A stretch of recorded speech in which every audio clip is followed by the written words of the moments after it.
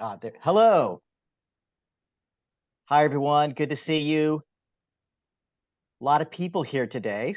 So we are going to wait about another 30 seconds and let everyone get settled. Great to see you. Welcome.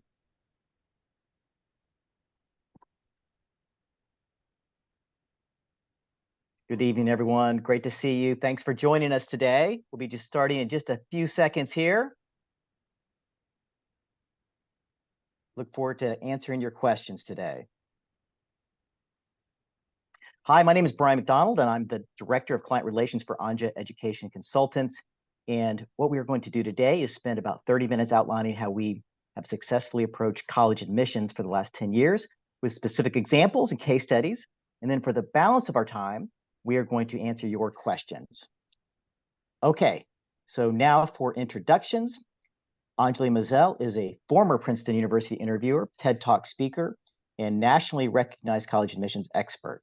She's also the very proud mom of a thriving 26-year-old now in graduate school. At Anja Education Consultants, we have helped hundreds of students get into their top perfect match schools, including Yale and Stanford, Johns Hopkins and Vanderbilt, Swarthmore, and UT Austin, to name just a few. Welcome, Anjali. Thank you. Thanks so much, Brian. Hi, everybody, and so glad to be with you today. Now, I know many of you are here because you can clearly see that applying to college has become much more challenging, and many of you are probably feeling some combination of excitement and anxiety. So let me first just begin by acknowledging that I truly understand these feelings as a parent and a professional. And by the end of this talk today, after I outline the challenges and solutions, I think you're going to feel much more clear and in control of this process, and also confident and aligned with what you truly want. So I'd like to begin by telling you a brief story. I grew up in New York City and went to an extremely competitive high school. Just to give you an idea, I had roughly 5 to 6 hours of homework every night and felt oppressed by it all. I did well despite that, but I couldn't wait to get out of there and go to college. My senior year in high school was truly bizarre. My classmates and their parents got together and offered me cash to withdraw my applications after I was admitted early action to Yale. Apart from the unsettling feeling this gave me, I had not decided if I really wanted to go to that school. I wanted to see which other options would open up for me in the spring. As it turned out, I ended up going not to Yale, but to Princeton instead. But this experience left me feeling really uncomfortable. So when planning my own son's education, I was determined that he would not suffer the crushing, toxic academic atmosphere that I had endured, which I did not feel served me in the long run. I wanted my son to be happy first and foremost, and also successful, but how to strike the right balance. The difficulty started with choosing a high school for him. We went back and forth between competitive, well-known prep schools and a small, unknown school that prioritized love of learning and independent projects. I realized that either way, there would be trade-offs, but in the end, I chose a small school for him where my son found his passion. And given that I had been an interviewer for many years for Princeton, as well as a teacher who wrote letters of recommendation and gave college essay guidance, you'd think it would have been easy for me to guide my son through his college applications, right? Not true. So I hired a colleague to work with him. And after many months, at the end of a surprisingly difficult process, he was admitted to an Ivy League school. But that is not what he chose. He made what some might think was a very unexpected choice, and I'll tell you about it at the end of the webinar. So what I want you to know is that I have been where you are. Although I knew the system well, when my son applied to college, I had complicated feelings.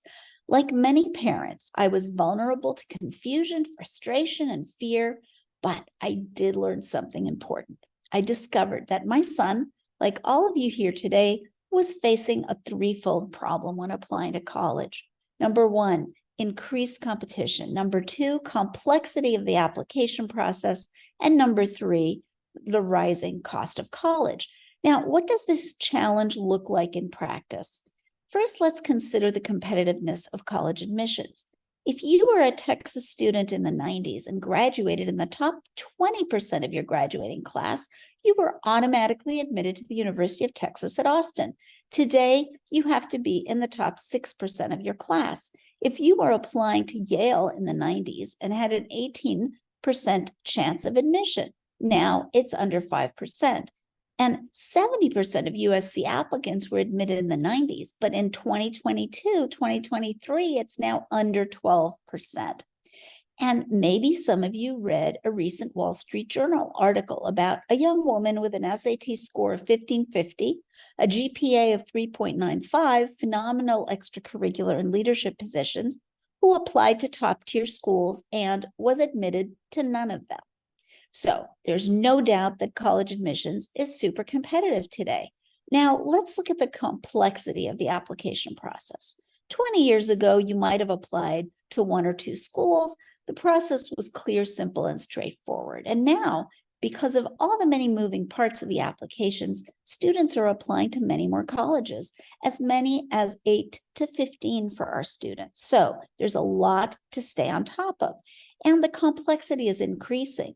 As you have probably heard, ChatGPT and other generative AI are already impacting and will continue to impact how colleges view student essays. Admissions staff are looking for new ways to make sure that a student is who they say they are in their writing. Additionally, in the face of the recent Supreme Court decision about affirmative action, colleges are going to have to dig deeper to understand what each student brings to the college community. At a recent meeting with UCLA, University of Michigan, Ann Arbor, University of Washington admission directors, I heard that what matters most in applications in the face of these changes is what has always mattered: students sharing their authentic lived experience. And if their lived experience was impacted by being underrepresented, then in the essays, they can still tell their story. To give you a glimpse into the complexity, take a look at all the elements that should be in place for students to have optimal merit scholarship and admission results. And recently, a friend of mine was telling me about the ordeal of helping his son apply to college last fall, the number of different essays for each college, the completely different online applications to fill in, SAT prep, coordinating with his school to send letters of recommendation and transcripts, different deadlines, and so on and so on.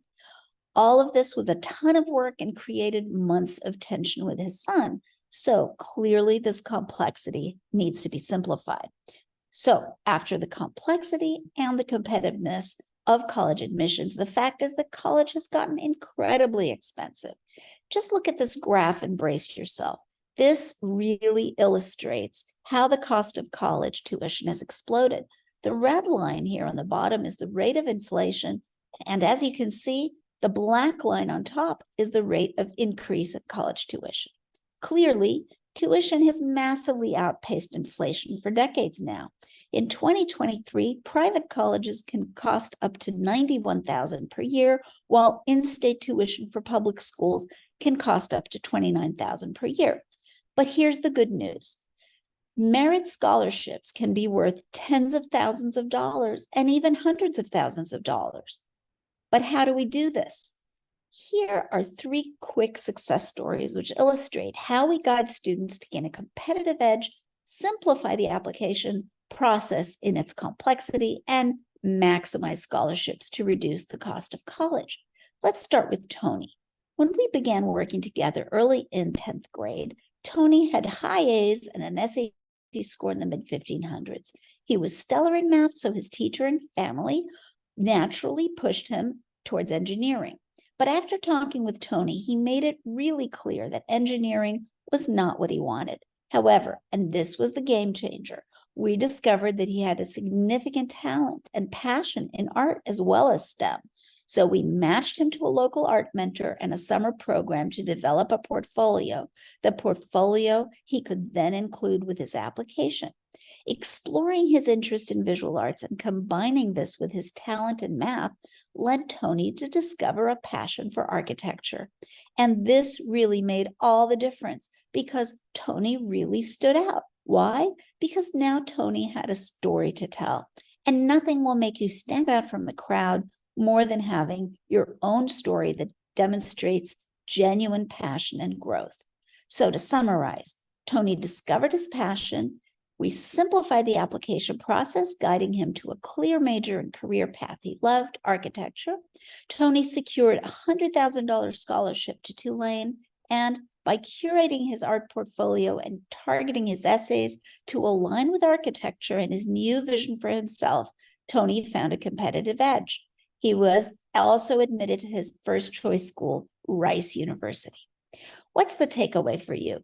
Think about and discover your passion. Link that passion to your profile and talents, and then make it your unique story so you stand out from the crowd.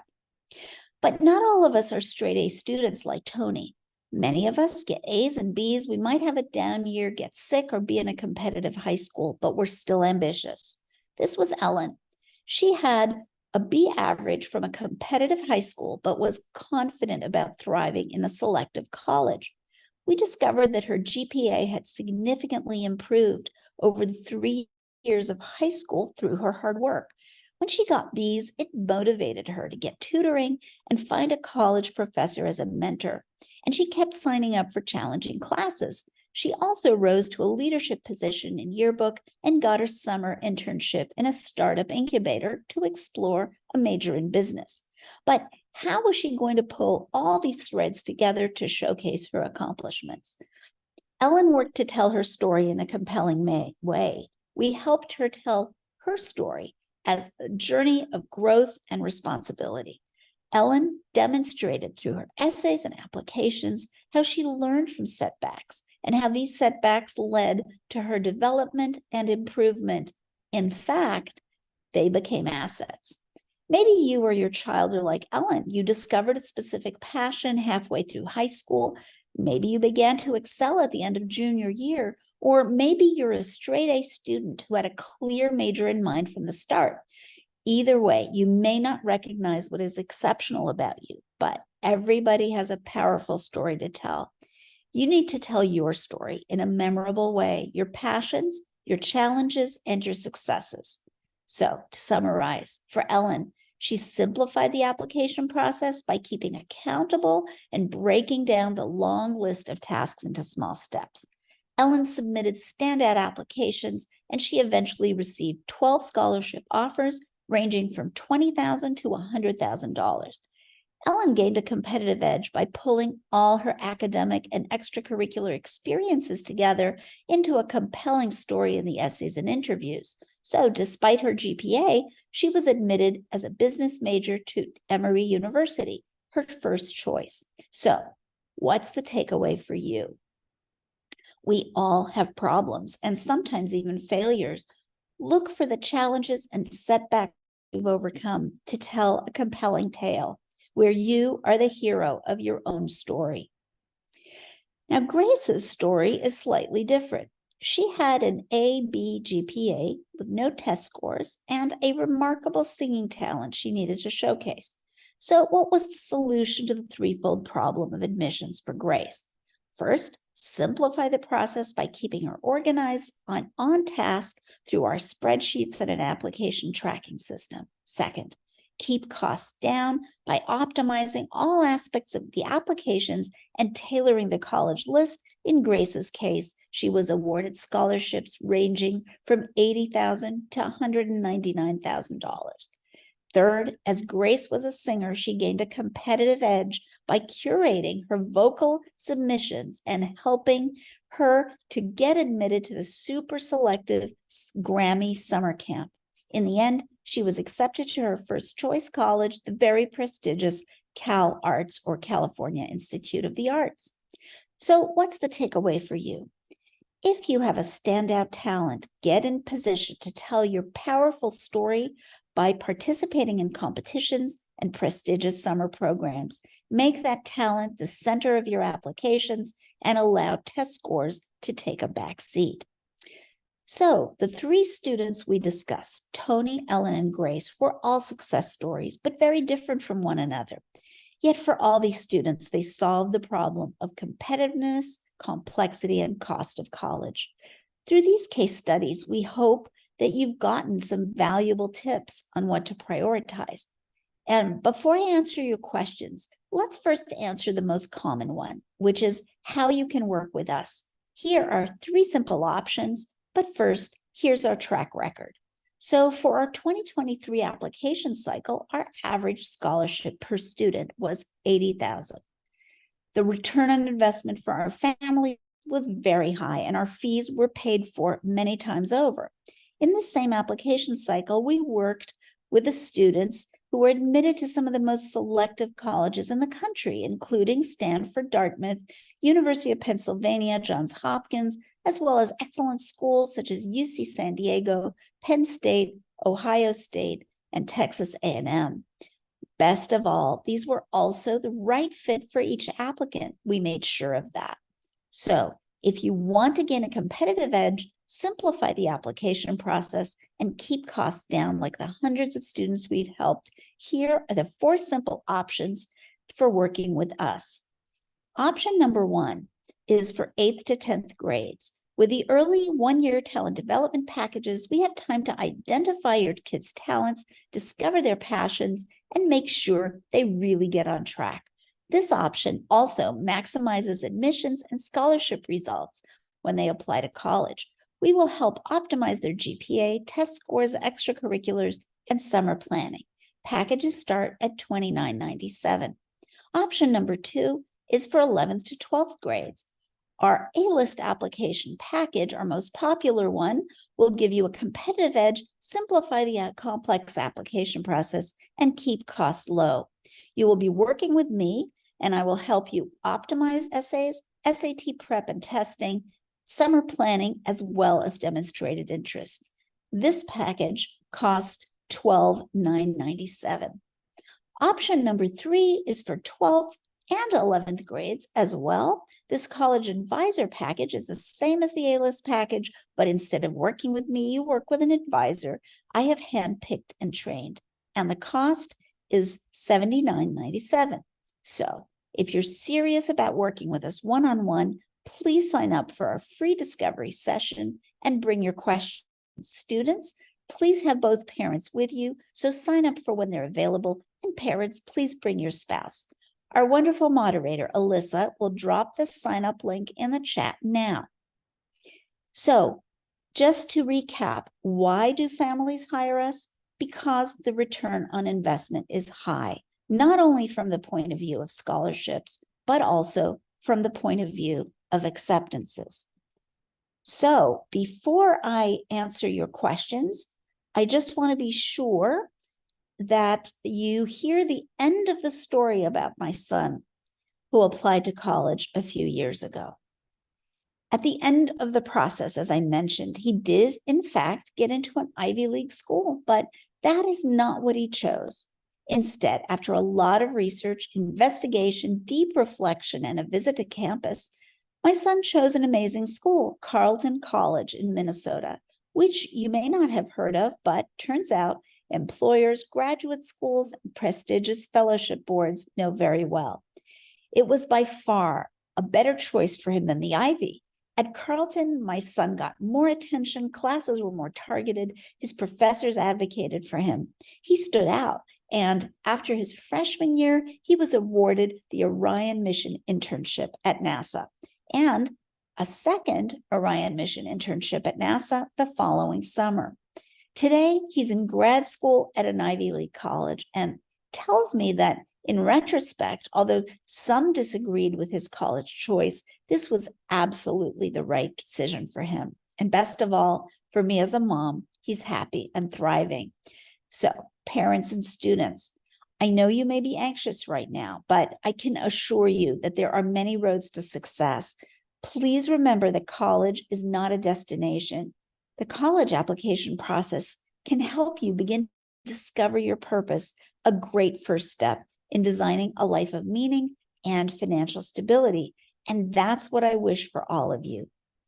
So now let's see what questions you're asking. I will ask Alyssa to please drop the sign up link again in the chat. And for the students, please bring your parents. So sign up for when they can attend. Parents, please bring your spouse. Wonderful. Well, now let me get to your questions. So from Max, how do we find admit rates broken down by in-state versus out-of-state, an early decision versus early action, and regular admission for a particular school? Well, Max, you've really hit the nail on the head in terms of something that we wish was more transparent, right? Wouldn't it be great if colleges just published these admission rates clearly? As it stands now, if you want to find that out, you need to go looking on the internet. There are a variety of different sources, but they're not always the same. So even though I'd love to kind of give you the names, you'll have to do it on a school by school basis. There is one source for EA admit rates that I quite like, and that's called College Kickstart. So take a look there. Unfortunately, though, not all colleges are in there. But I think you're asking the right question. You know, there is a difference in state, out of state, and broken down by early decision. There's also a difference, by the way, I don't know if you knew this, there's a difference based on major. For example, there's some majors that are, because they're more popular and more in demand, their admission rates are going to be lower. So be careful when you see a general admission rate for a college to be sure that you've looked into the majors as well. And it's from Stephanie. Do you recommend an interview with an admissions counselor, small or large school, in addition to submitting an application if the student is introverted? Great question. So yeah, you know, I think in our case, certainly when we're working with students, really evaluate, do we think that the interview is going to add something to the application? Some students interview more easily, some students you know, maybe shyer. But the other side of the interview process, yes, there are admission interviews, often with alumni, sometimes with college admissions counselors. But if it's an informational interview, which is designed purely to for the students to be able to ask questions, then definitely don't hesitate. Keep in mind, though, if it's an admission person doing this informational interview, they're still going to take notes and put that in the file. But I think you are asking a good question. Does being in a sport, this is from Fatima, being in a sport or being an athlete change the application process?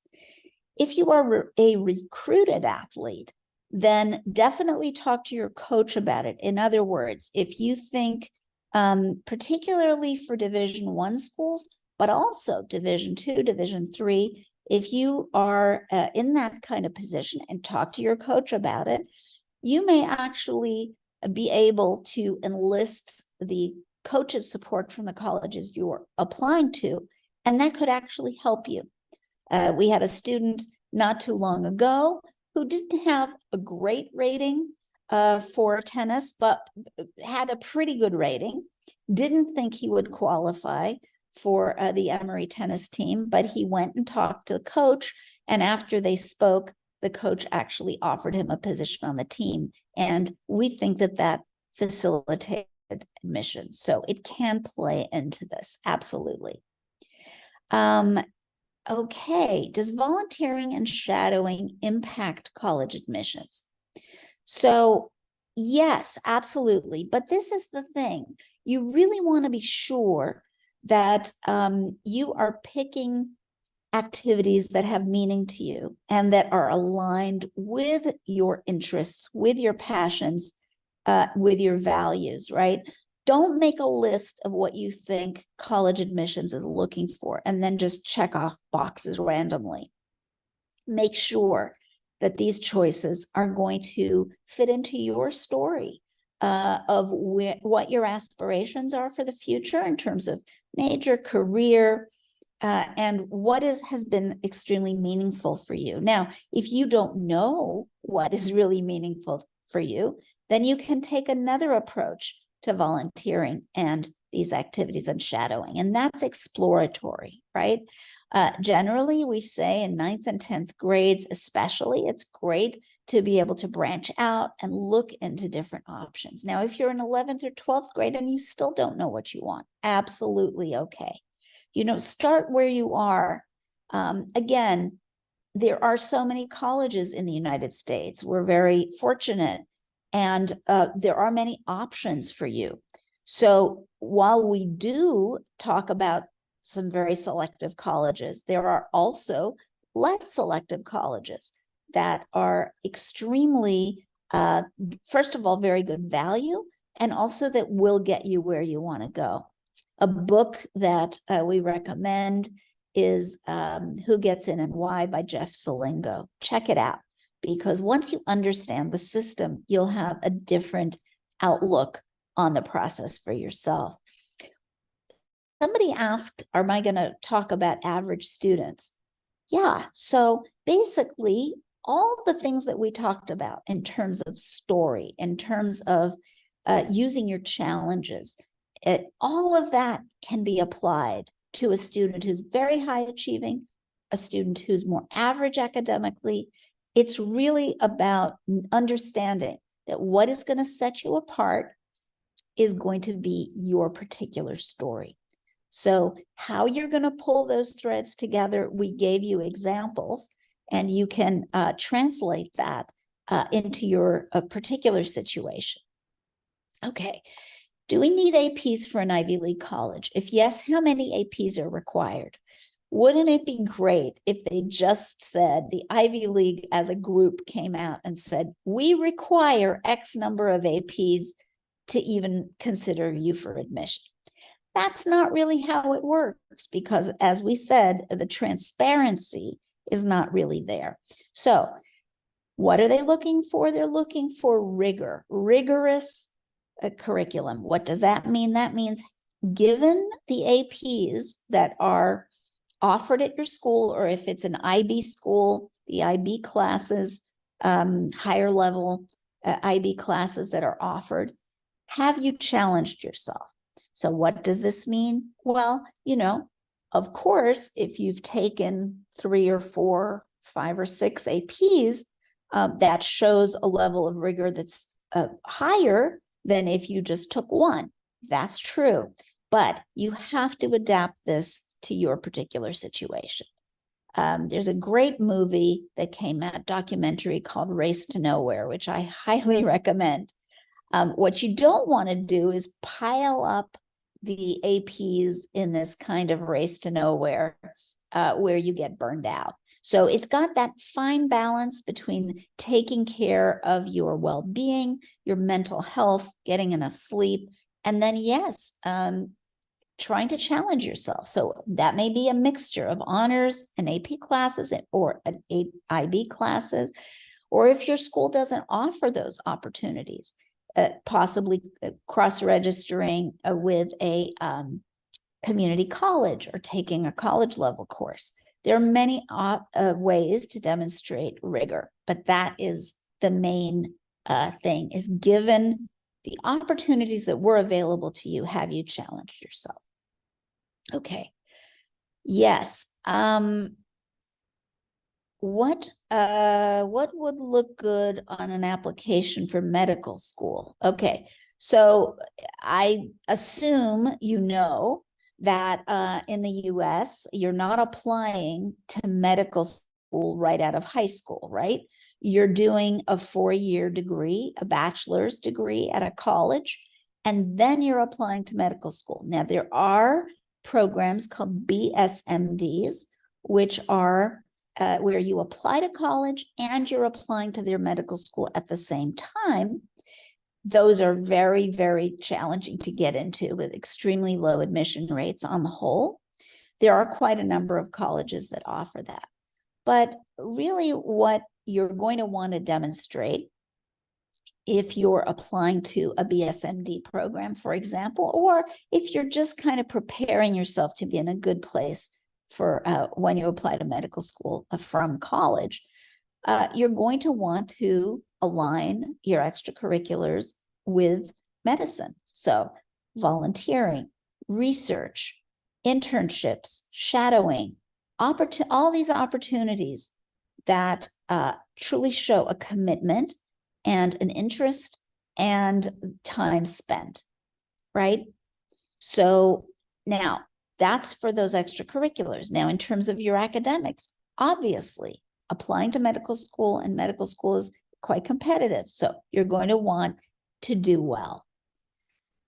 And, your choice of college could be factored into there, because getting a certain GPA is not as easy from one college to another. Now, I'm not advocating attending an easier program to be able to then apply to medical school. What I'm saying is just think about whether you're ready to commit to that right now, and then you can make some strategic decisions.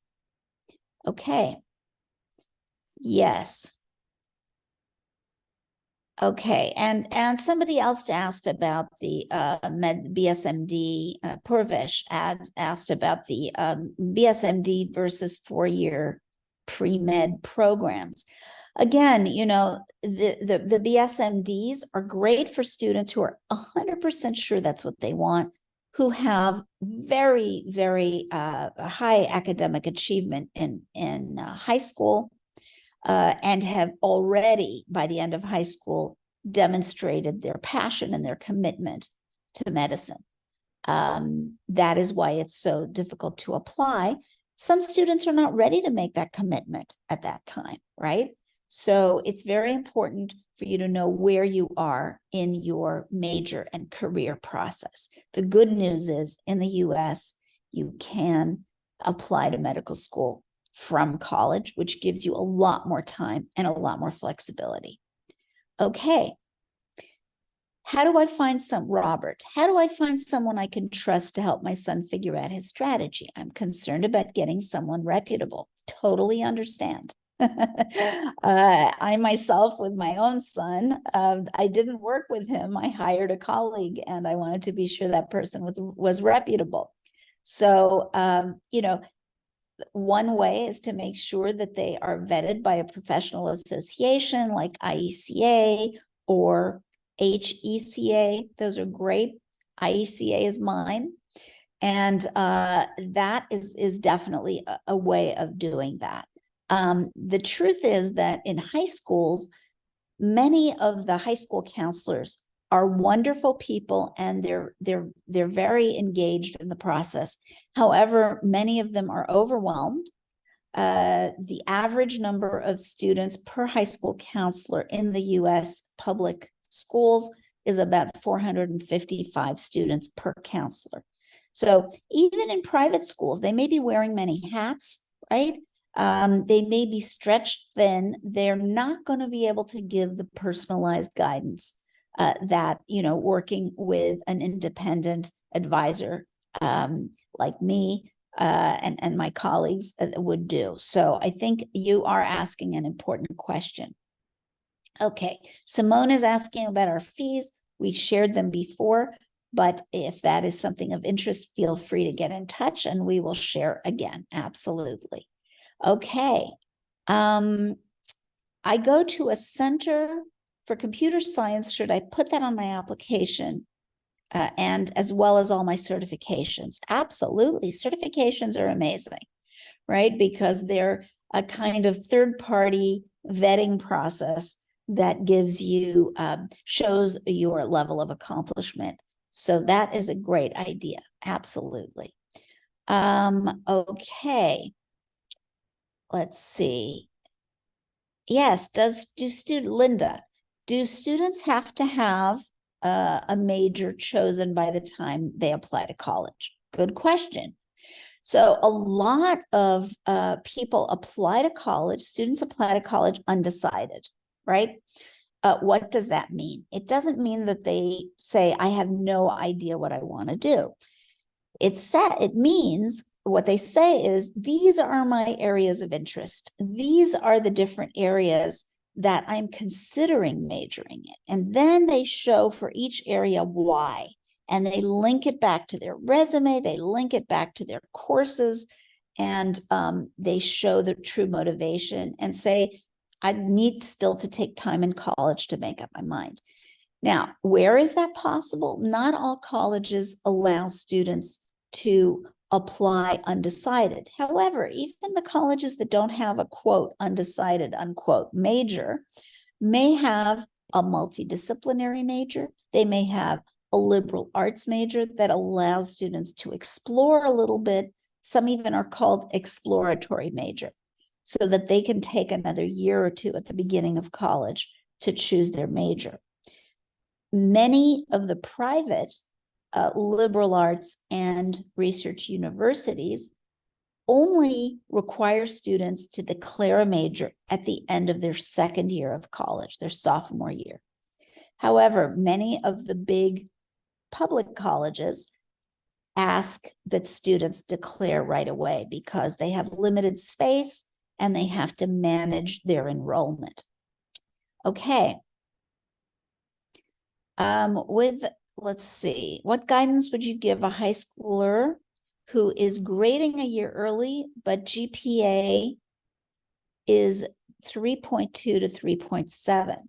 Yeah, so, what we'd want to do is have a conversation, Alyssa, and Alyssa S., not our moderator, I think somebody else is asking that question.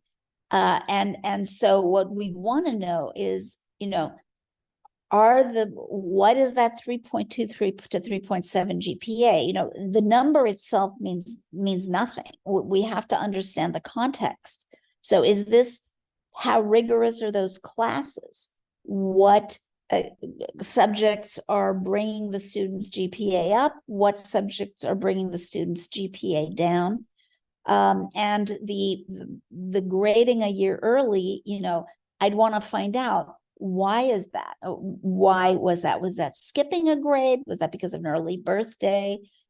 So it's not that I don't want to give advice, but giving generic advice without understanding the context, wouldn't be fair.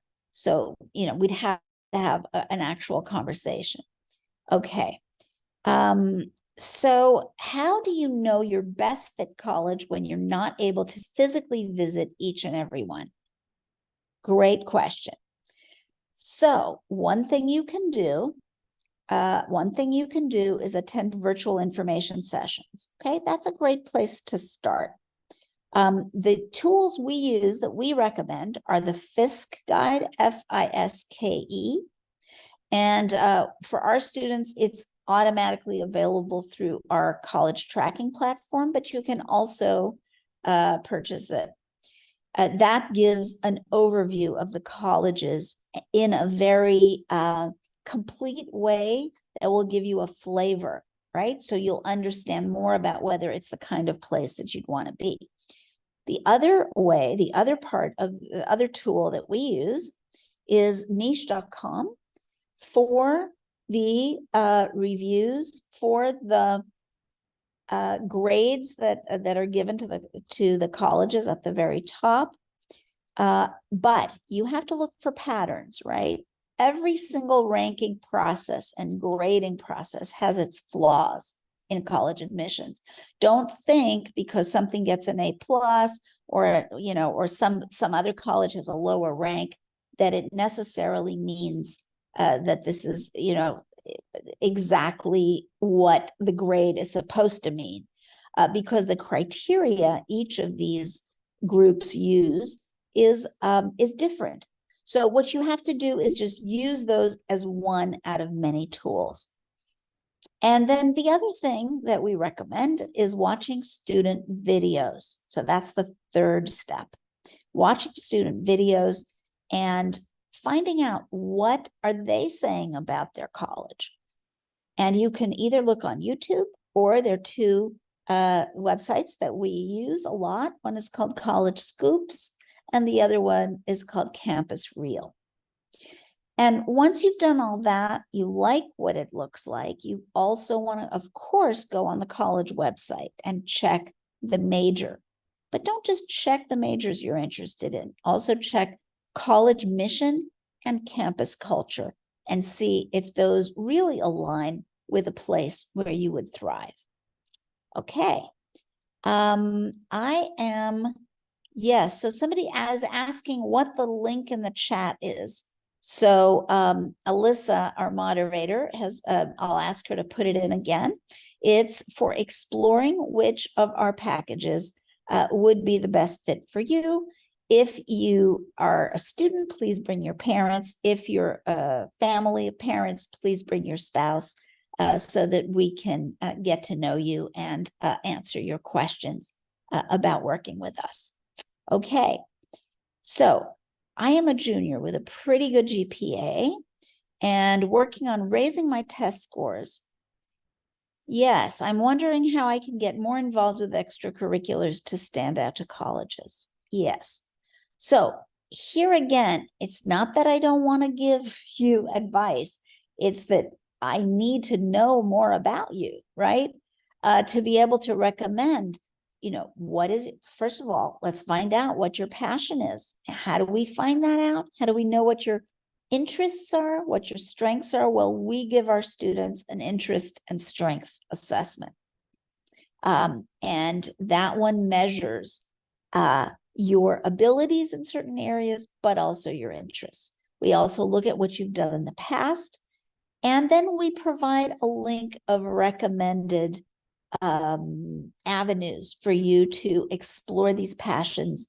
And we call it the 3 Ds of talent development: discovering your talents, developing your talents, and then when you apply, demonstrating those talents. So there are so many routes to getting involved in extracurriculars. There are volunteer programs, there are clubs, there are personal projects, there's research, there are internships. I mean, we have a list of about 15 different ways that you can do this, and that's just a partial list. So what I can say, though, is figure out what is meaningful to you. What is important to you? What kind of impact do you want to have? And then try to use your talents to benefit others, benefit the community in some way, right? Artists do it in one way. Business people do it in another way. Community leaders do it in another way. There are so many avenues for having a positive impact. That's what you should be thinking about. Okay, when's the best time to ask teachers for letters of recommendation? What we do with our students is we recommend that you ask for their agreement to write you a letter in the spring of your junior year. That way they have the entire summer to write. Now, if you're a 12th grader, do it now. That's the best time, is right now. Start where you are. Okay. Mariana is asking the same type of question. What can an A student do to stand out besides community service, APs, and a good essay? Yeah. So it depends on what is meaningful to you, what your career and major goals are. Try to pull it together, pull those threads. That's what I mean. Pull those threads together to choose extracurriculars where you're using your talents to benefit the community. The best word for choosing extracurriculars that we use with our students is impact. Okay. See how you can impact, whether it's your family, your school community, your local community, the global community. Impact is what it's all about. Okay. If a college does not, from Rachel, if a college does not require SAT scores, is there a significant distinction for those applicants who actually send scores versus doing the minimum and not sending a score? Okay, so I think I get what you're asking. Are you at any disadvantage if you don't share an SAT score? Well, I have been participating, as I always do, in many meetings with admissions staff. And the consensus is that if a college says they're test optional and you provide them with a complete picture of who you are, the not having a test score is not going to affect your chances of admission. Now, does that mean that If you have a really strong test score, it's not going to help. No, it's going to help. If you're at the top of the 50th percentile of the applicants in terms of test scores, definitely send your test scores in, right? Colleges know that if you don't send them in, then your scores are probably not within the 50th percentile.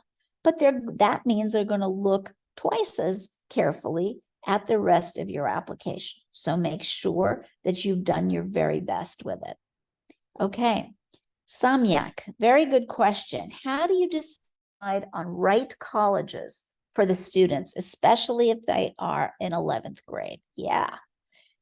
So the art, I was just speaking to a parent yesterday about the art of creating a college list. It is not a science, it is an art. Why is that? Well, we do take data into consideration. So we take the students, what are called the student stats, right? Their GPA, class rank if available, test scores. We look at past admission results in the different colleges. We also look at our experience with different colleges and what kinds of students generally are happier in those places. So that's where the art side of it comes in. We look at their preferences, what they've said that they are looking for in a college. We look at the family's financial situation. Does the student need merit scholarships or not? We also make sure that list is balanced, right? Because you can put together a fantastic balanced list of 10 colleges that students are going to love that have a mixture of likelies, targets, reaches, and lottery, or somebody recently called them fantasy schools, which I thought was quite entertaining. So you're going to want to have a balance, and that balance is going to depend on, we have a kind of formula, right, in terms of how many. But for most students, it's a combination of 6 likelies out of 10, 6 likelies and targets, and then a mixture of reaches and lotteries. If you are in the kind of top 10%, or top 3 or 2% of your class, and you've got really, 1500s plus in your SATs, or 34, 35 on your ACT, you might want to add some additional, more selective schools to that. But we do use admission rates.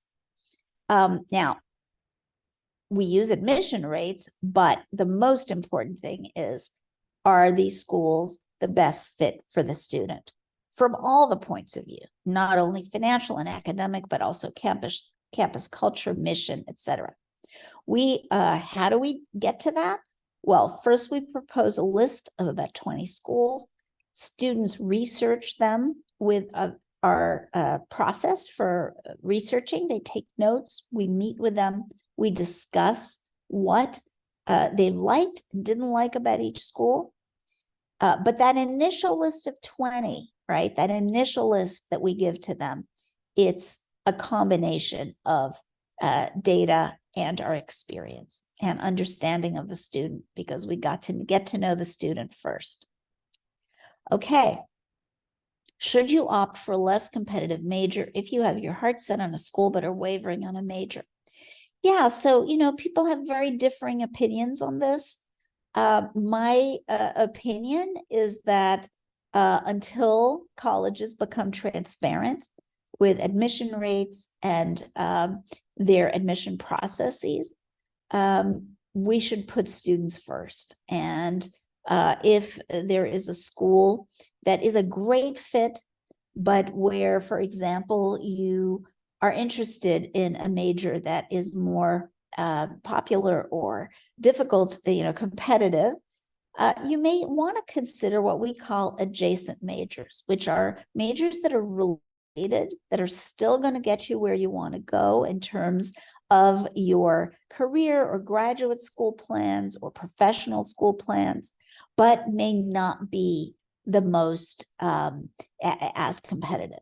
But you need to do your research. You really need to dig into what this college is offering and see if you can find something like that. Absolutely. Okay. Shri Nithya is asking, do you help on essay review? Absolutely. We have, between me and our advisors, we have some of the best essay coaches in the country. So absolutely. How much does the high school you go to matter? Oh, yeah, this is a good one too. So, yes, the high school, this is the thing. Colleges have relationships with high schools. These are kind of things you don't kind of hear about. But when a college has been admitting students from a certain high school, it's almost like that high school has a track record. And the college knows from experience that those students that they admit from that particular high school tend to do well there, right? So sometimes the high school counselor, these are mostly kind of boarding schools and private schools, but some public schools as well. The high school counselor may be able to have a conversation with the admissions people and kind of really advocate for certain students. So does having a school that is recognized by colleges help? Absolutely. But, homeschool students are admitted every year. We've worked with a number of them and it's been great. Or lesser known schools, that can work well too. What you have to be sure, if it's not as well known a school for the colleges, or if it's a school that's smaller or has just been created recently, so it doesn't really have a track record, then what you want to do is make sure that your high school counselor writes a strong school profile to really tell colleges what the school is all about and what the rigor of the curriculum is. Okay. Do letters of recommendation, Vivian, do letters of recommendation help students' chances of getting in? Yeah, letters of recommendation can be amazing because if you choose teachers for your academic recommendations who know you well, who are very enthusiastic about you, it can make a big difference. Now, let's be sure we understand what the order of importance is. So first thing is always academics and academic rigor, right? And then it's going to be extracurricular accomplishments and essays. And then it's going to be letters and then interviews. So yes, it's important. Yes, it can be the deciding factor, all other factors being equal. But understand that it's important to choose people to write your letters of recommendation who are big fans of you and who know you well enough to give examples. And for recommendations from outside of school, you can get a lot of traction that way from a supervisor at work or a mentor on a research project. There are just many opportunities for those letters of recommendation. Okay. So let's see. How would you comment on the pros and cons about early decision? This is from Shufen. Yes. So again, early decision can boost a student's chance of admission to some selective schools by 2, 3, 4 times. That's true, right? All you have to do is look up, as I said, look up College Kickstart and see what the some of these differences between early decision and regular admission rates are, or regular decision. However, you have to know a couple of things. For many of the most selective colleges in the country, the differences are not enormous, right? Additionally, what colleges are doing is that the ones that do show the 2, 3, 4, 5 times increase, that can work in your favor. Absolutely. We've had some kids really do very well that way. But why is that happening? Colleges are filling up their freshman class. Some of these colleges, 2/3 of their class with early decision. Now, early decision really should be for people who are willing to pay as much as the college decides to offer them, right? If now that really applies more to merit scholarships versus financial aid. If you're going to get need-based financial aid, then, and you're sure that it's going to be enough by using the cost calculator, there is a calculator on each college website that shows you what you are likely to pay at any given college, estimated cost. So if you've done that and it comes out in a way that shows you that this is absolutely okay and doable, that's the predicted cost, then that would be okay as well. Where it's not ideal from the financial point of view is if you really, merit scholarships, which are based on accomplishments, not on your financial picture. Merit scholarships, if they're really required, if you really don't want to take out loans and you're waiting for those merit scholarships, then ED can be a little tricky. Now, can you back out of ED? The colleges call this a binding decision. It is a binding decision. However, nobody's going to come to your house and drag you to that college, right?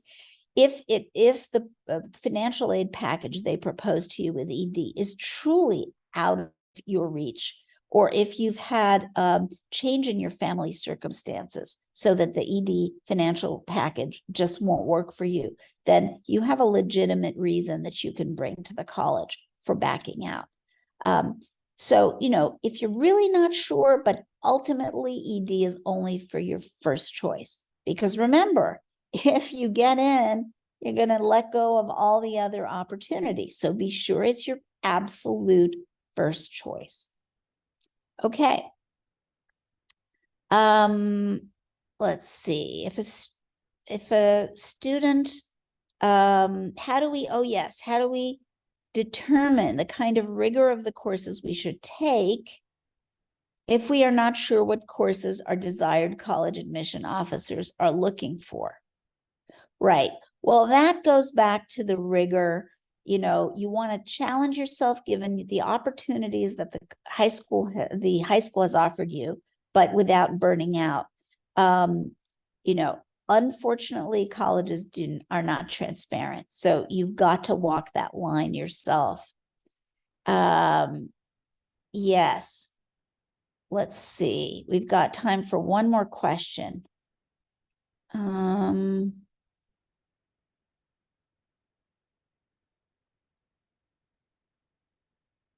When writing our college essays, should we focus on personal characteristics and interests or the trials and tribulations we have overcome?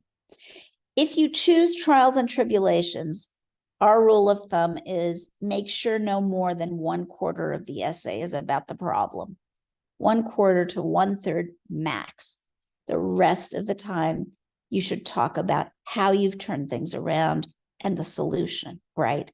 In terms of choosing between those two, again, I can't give you that generic advice because I don't know your story, but in every college essay that you write, make sure that you're showing college admissions, not telling, showing through examples, what you have to contribute to the college community based on your experience. So if you've overcome all sorts of trials, it's most important part of the essay should be devoted on showing through examples how the lessons you learned from those trials have made you into the talented and accomplished and person that has really grown and developed over high school. Okay, well, thank you so much for attending.